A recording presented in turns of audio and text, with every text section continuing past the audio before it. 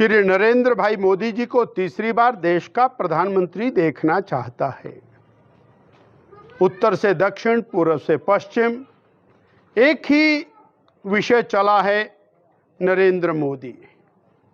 क्योंकि मोदी जी देश का विकास चाहते हैं, गरीब का कल्याण चाहते हैं।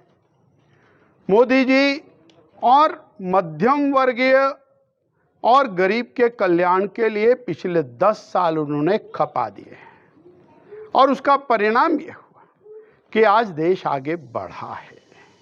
25 करोड़ गरीब गरीबी रेखा से बाहर आए हैं। और अगर हम हिमाचल की तरफ नजर दौड़ाएं तो आज जितना इंफ्रास्ट्रक्चर दिखाई देता है उसमें मोदी जी की बहुत बड़ी भूमिका है। मैं ध्यान कराना चाहता हूं कि कीरतपुर से मनाली का 4 लेन हाईवे वो एक कीर्तिमान के रूप में हमारे सामने दिख रहा है। पठानकोट से मंडी, कांगड़ा से शिमला, कालका से शिमला, शिमला से ढली और मनाली से रोहतांग, रोहतांग से और लद्दाख, पूरा हिमाचल टनल्स के साथ, पुलों के साथ, सड़कों के साथ जुड़ता हुआ दिखाई दे रहा है। एक लगभग 1 लाख करोड़ रुपए की सड़कों का काम।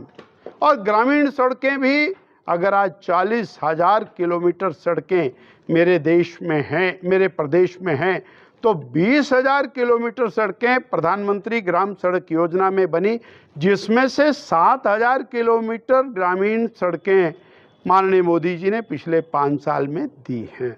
हिमाचल प्रदेश कल्पना नहीं कर सकता था, बिलासपुर तक रेल लाइन पहुंचती भी दिखाई देती है। वंदे भारत जैसी ट्रेन वो हिमाचल में दस्तक दे रही है। ये केवल मोदी जी के कारण हुआ है।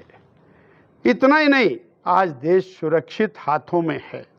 देश में जगह जगह फटने वाले बम समाप्त हुए हैं, पत्थरबाजी की घटनाएं समाप्त हुई और कांग्रेस देश को दोबारा से विभाजन के कगार के ऊपर खड़ा कर रहे हैं और विभाजन के लिए वो किसी हद तक जाने के लिए तैयार हैं। सैम पेट्रोडा ने यहां तक कह दिया कि उत्तर के लोग चीनियों से मिलते हैं, पश्चिम के लोग अरेबियन से मिलते हैं, दक्षिण के लोग निग्रोज और हबशीज से मिलते हैं। अरे देश के 140 करोड़ लोगों का अपमान करने का पूरी तरह से ठेका कांग्रेस पार्टी ने उठाया। जहां पाकिस्तान परस्ती का सवाल आता है, पाकिस्तान बार बार श्री राहुल जी को देश का प्रधानमंत्री देखना चाहता है। उनकी शुभेच्छा राहुल जी के साथ है और कांग्रेस के नेताओं की शुभेच्छा पाकिस्तान के साथ है।